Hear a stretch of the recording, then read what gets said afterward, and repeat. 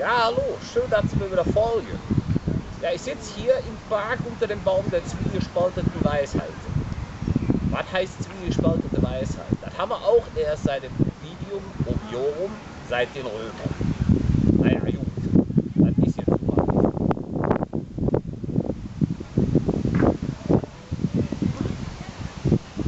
Warum zwiegespaltene Weisheiten? Ja, die Römer, die haben nicht nur Gutes vollbracht, da wo sie waren, die haben auch oft Murks gebracht. Ich sage nur mal den Brand von Rom, ne? Das Verschwinden der Bibliothek von Alexandria, ja, und das Verdrehen der Wahrheiten über uns Ubier. Das kommt noch dazu. Ja, was man jetzt hier ganz gut sieht, ne? Das sind die Namen, die eigentlich sehr viel zu tun haben hier in Köln. Pol, Port, Deutz und Zentrum. Mit Zentrum ist natürlich Kolonia gemeint. Wie es zu den Namen von Deutz und Pol kam, wissen Sie jetzt. Ports wissen Sie noch nicht. Wissensmanko. Mal schnell zusehen, dass wir das Wissensmanko ein bisschen ausgleichen. Denn Wissenschaft macht. Ja. Gut. Die Ubier waren wie in dem Beitrag, wie der Kongress und die Messe nach Köln kam, ja ein kriegerisches Völkchen.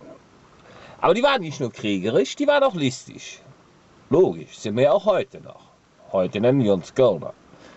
Heute nennt sich das Klüngeln. Gut, aber damals war es dann halt so, wenn du die besuchen kamst, waren die das friedlichste Volk auf der Welt. Konnte keiner fliehen, was zu leiden tun. Aber bis sie ihnen auf den Sack gegangen, da haben sie ganz schnell das Messer geholt. Sie hatten es sozusagen vor der Tür.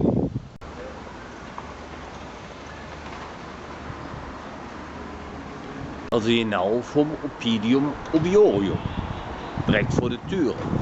Da hatten sie nämlich ihre Messer liegen. Tür auf Kölsch heißt wie? Jetzt wissen Sie, wie der Name entstanden ist.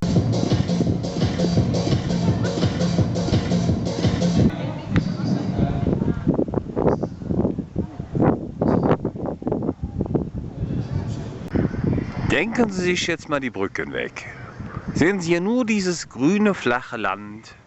Sehen Sie die Leute, die hier hocken und feiern. Stellen Sie sich dafür Hütten vor. Dann haben Sie drüben vorhin, haben Sie im Anschnitt Leute bei der Leibesertüchtigung gesehen. Ja, so war das damals auch. Da haben sich die Ubier fit gehalten. An dieser Stelle. Dort, wo heute die alte Bahnbrücke steht. Gut. Jetzt wissen Sie, wie es damals hier in Pol ausgesehen hat und was mir hier so gemacht hat. Wissen Sie was? Gehen wir doch mal ein Deu weiter. Übrigens, da jetzt, ne, also da, wo ihr da oben lest, Aurora, da wo Mehl gemacht wird, hier hatten die Ubier damals ihre Kornfelder. Genießen Sie doch einfach mit mir den schönen Blick, den die Römer damals nie gehabt haben.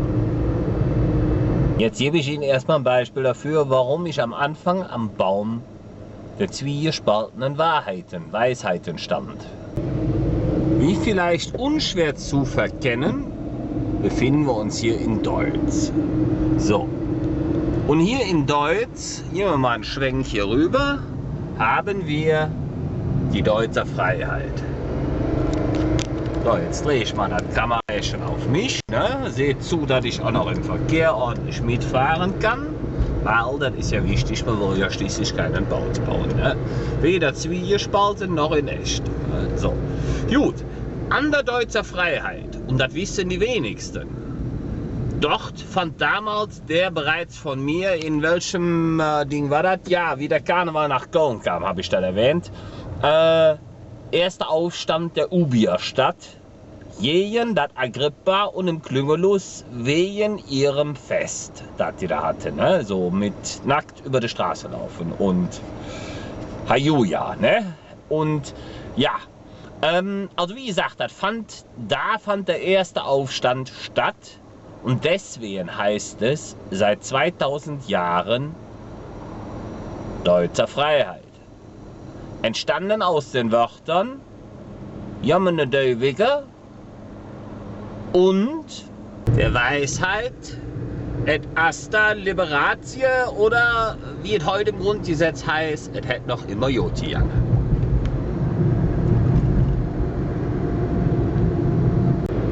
Wenn Sie sich jetzt fragen, wieso war das Ganze denn Zwiespalt? Weil es halt von den Römern geschichtlich niemals preisgegeben wurde. Es wurde immer sozusagen klein gehalten.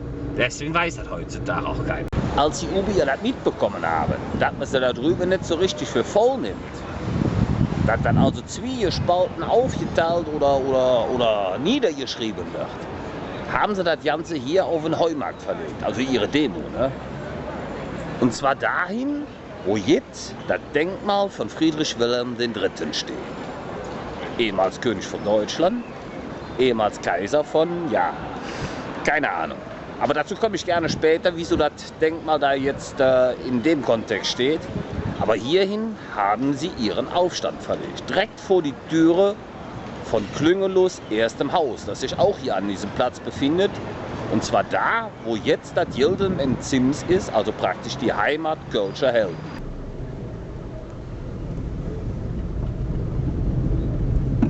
Ist immer noch gut besucht, aber jetzt wissen Sie auch, warum das hier Heimat Kölscher Helden heißt. Weil die Ubier genau hier haben die dem Klüngelus vor seinem Haus nämlich einen richtigen Aufstand gemacht. So, da hatte der Klüngelus nämlich seinen Driss. Den Aufstand, den die Ubier da gemacht haben, der war nicht... Ja, also dieser Aufstand, der wurde auf jeden Fall auch nochmal besungen. Und zwar in unserer Zeit. Das wissen die wenigsten. Und von wem? Natürlich von den Blackfoes. In dem Lied Bolterhoven, kennt ihr bestimmt. Höck ist Bolterhoven in der Elsassstraß. Ja, und da drin, in diesem Lied, kommt eine Textstelle, die da heißt, und ein ganze Vordress für die Tür geschütt. Ja, jetzt wisst ihr, wie es Klüngelus ergangen ist. Klüngelus musste ja dann in den Dialog treten. Ja? Dazu hat man nicht das Kongresszentrum drüben auf der anderen Seite benutzt, weil da wären die Ubier im Heimvorteil gewesen. Nein, Klüngelus hat sich was überlegt. Köln-Kongress. Und in welchem Haus ist das? Im Jötzenich zu Köln. Da hat der Klüngelus nämlich die Ubier-Häuptlinge eingeladen und hat gesagt, so, jetzt trinken wir erstens inne und dann schwaden wir ein bisschen. Allerdings hat diese Tatsache genauso wenig Erwähnung gefunden in den Geschichtsbüchern, wie das, was ich euch drüben von der Deutschen Freiheit erzählt habe.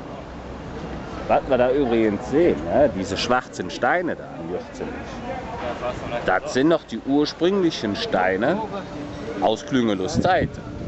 Es gab zwei geheime Schriften darüber, die wurden hier in Köln auch verwahrt, im Stadtarchiv. Aber ihr wisst ja, was mit der KVB da gewesen ist. Ich glaube, das waren die Dinger, die ja mit verschütt gegangen sind. Gut, jetzt habt ihr heute mal so ein bisschen was über die Urgeschichte aus Köln gelernt.